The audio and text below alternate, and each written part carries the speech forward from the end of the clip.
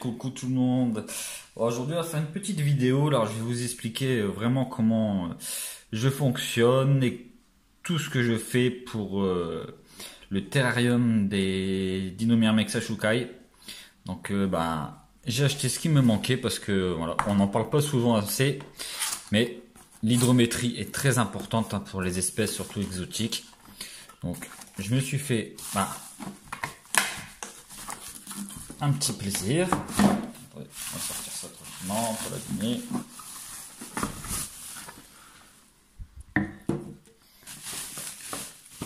Parce que j'en avais un, mais il est tombé en panne après plusieurs années. Ça arrive. Donc je me suis racheté ce qu'il fallait.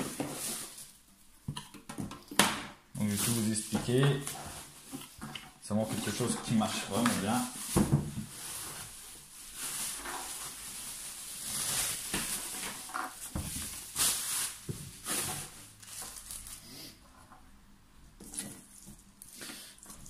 Donc, hop, voilà.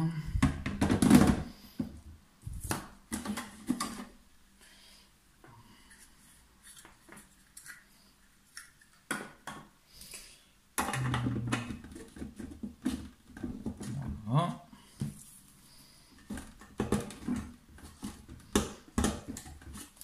Alors,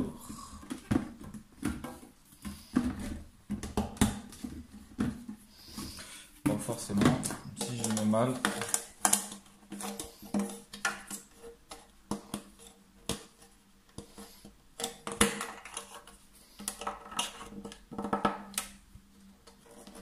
voilà. Voilà. Donc, ça c'est un système pour tout ce qui est brumisation. Donc ça c'est le top pour moi au niveau appareil. Un Trixie, Fogger XXL, franchement c'est le top.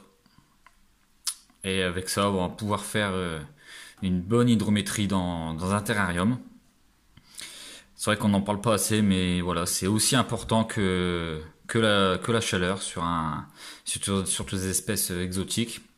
Mais bon, on peut l'utiliser aussi pour les messors, etc. Faire un petit moment d'humidité. Donc voilà, superbe appareil. Et puis voilà, on va le mettre en route. Et puis je vais vous montrer un peu ce que ça donne, vous expliquer comment j'ai fait sur le terrarium des dinos, des ashukai.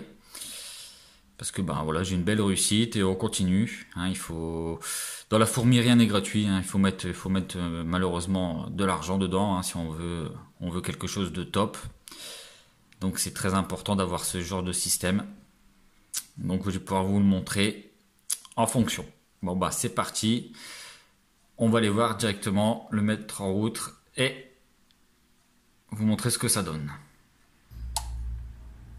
Donc voilà, là on va faire le plein, tout simplement. Hop, on ouvre le bouchon.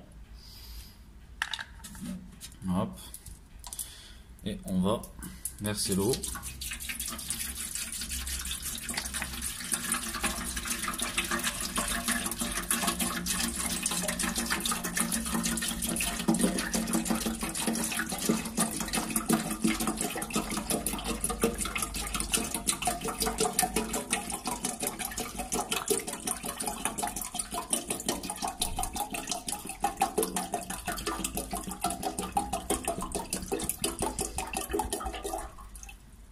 Donc toujours utiliser de l'eau de bouteille, ça empêche de faire des traces à force de l'utiliser plusieurs fois. Donc voilà, là on va l'installer et puis on va vous montrer le fonctionnement tout simplement et vous allez voir que c'est très efficace. Donc voilà, là on l'a installé comme ça, bon vite fait pour l'instant, c'est juste pour vous montrer. Après on va le mettre en route totalement.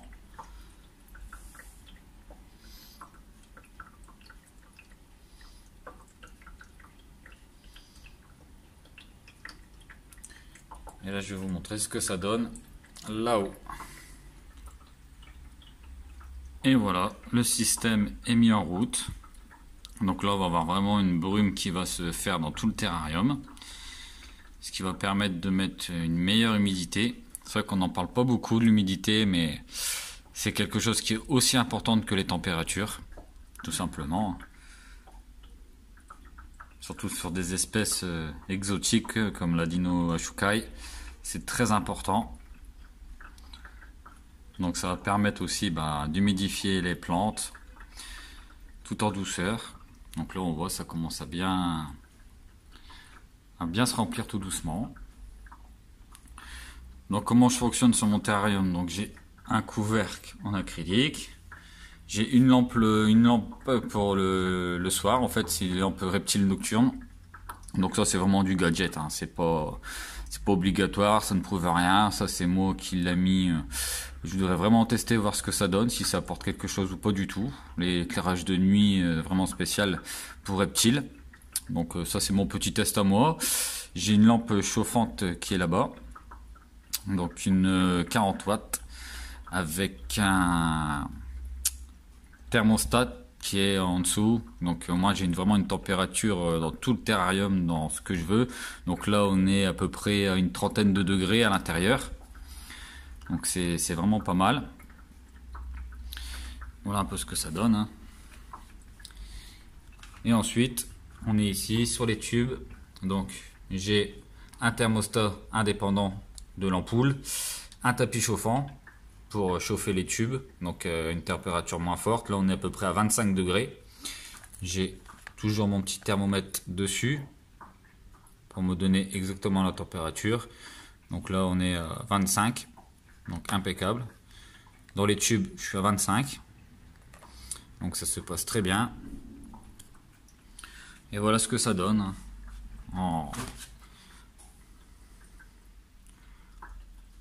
Donc là, ça va monter tout progressivement jusqu'à monter jusqu'en haut. Et je vais le laisser une grosse demi-heure, trois quarts d'heure pour vraiment bien humidifier l'intérieur. Comme ça, je vais avoir un taux d'humidité qui va remonter. Donc voilà comment je fonctionne au niveau des Ashukai. Et ça marche du tonnerre, hein, quand on voit le couvain qu'elles ont, comment elles se développent. J'ai de la naissance régulièrement. Donc c'est vraiment le top. Donc là c'est le setup numéro 2 hein, qui est toujours en cours de finition. J'ai préféré investir tout de suite dans le matériel que dans la finition, hein, parce que le principal c'est le bien-être de mes bébêtes. Donc après tout ça sera forcément caché, hein, s'il n'y aura plus du tuyau comme ça, tout sera caché, tout sera mis vraiment proprement, parce que c'est le but.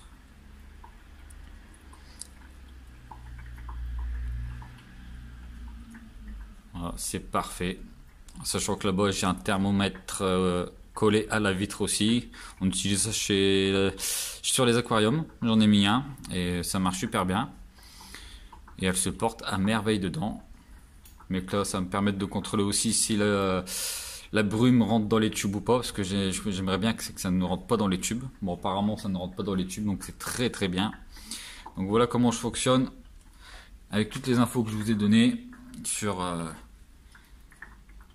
comment moi je fonctionne avec les Ashukai. Et j'ai franchement une superbe réussite, hein, j'ai pas à me plaindre. J'ai vachement bien réussi.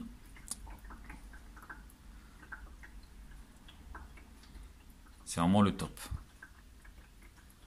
Voilà comment tout va très bien. Et on va pouvoir utiliser aussi ce système là pour les Myrmica. Comme elles adorent l'humidité, on va l'utiliser aussi dans les terrariums de la Myrmica, des deux terrariums de Myrmica. Voilà, comme ça vous avez un peu toutes les infos que je peux vous donner.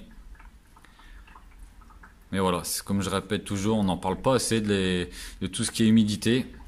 Et franchement c'est très important l'humidité, surtout sur des espèces comme exotiques. C'est un facteur qui est très très très important. Donc c'est le top.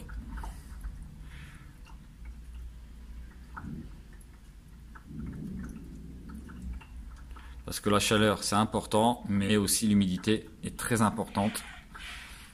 Et c'est pareil, j'ai une sonde derrière pour l'hydrométrie, donc je sais exactement comment j'ai en hydrométrie.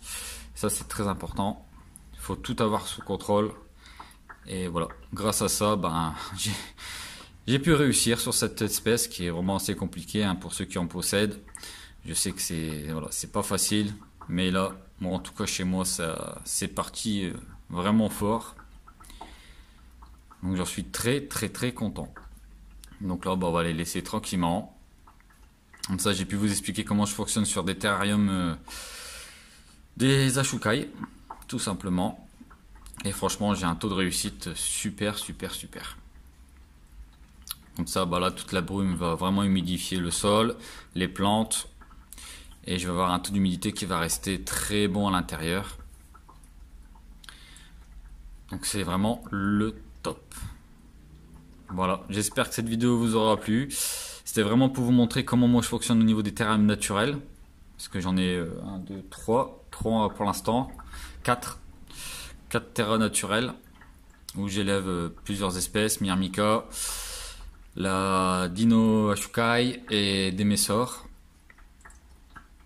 Donc voilà, ça c'est vraiment le top que je voulais et bah ça marche super bien. Voilà. J'espère que bah, ça aura pu aider des gens qui vont se lancer dans le naturel. C'est important, température et l'hydrométrie. Ça c'est très important. Donc ne pas hésiter à mettre du matériel. Hein. Je sais que la fourmi c'est un certain prix. Hein. Faut pas croire que c'est gratuit. Mais bon, sur des espèces à ce prix-là, voilà, il faut mettre du matos. Et le matos vous fera une partie de la réussite. Hein. Ça n'importe pas tout, mais en tout cas, ça vous amène vraiment dans des conditions au top pour pouvoir réussir. Voilà. Bon allez, je vous dis à la prochaine les amis. Et à la prochaine vidéo. La prochaine vidéo, ce sera un suivi des espèces. Je vous montrerai, bon je ne vais pas faire une vidéo sur la diapos parce que bah, beaucoup de youtubeurs l'ont déjà fait. Donc ça sert à rien de vous répéter plus ou moins la même chose. Mais par contre, on ira voir comment voir si vos colonies se sont bien mis en diapose, les petits signes, etc. chez les messors. Vu que moi, je fais beaucoup de messors. Donc, on ira faire un tour. Je vous montrerai les différences d'une colonie qui est bien partie pour la diapose, celle qui a encore un petit peu de travail à faire dessus, et ceux qui sont vraiment en diapose, parce que j'ai déjà des colonies qui sont en diapose. Donc je vous montrerai tout seul, tous les petits signes pour au moins les débutants. Vous voyez que ben, si votre colonie a bien entamé sa diapose, si tout va bien, etc. Nous, on va vraiment se pencher sur le côté comportement qui va être très intéressant par rapport aux vidéos qu'on vous montre diapose. Parce que ben, comme il y en a déjà beaucoup, je vois pas l'intérêt de moi d'en refaire une derrière, vu que c'est toujours plus ou moins la même chose. Et nous, on ira plutôt voir le comportement, etc. des messors, par exemple. Et voir qu'elles sont bien en diapose, si elles ont tout bien préparé pour la diapose. Voilà. Allez les amis, à la prochaine vidéo et merci de me suivre. Et n'oubliez pas de vous abonner, de mettre la petite cloche parce que je sors des fois des vidéos plus et elles sont pas forcément le dimanche, elles peuvent être le mercredi. Donc voilà, n'hésitez pas à mettre la petite cloche, c'est très important. Et pour ceux qui ne sont pas abonnés, bah, continuez à vous abonner, franchement ça donne de la force. Et on continue de plus en plus fort. Pour l'année prochaine, on a beaucoup de projets. Et on continue comme ça. Allez, bisous et ciao les amis.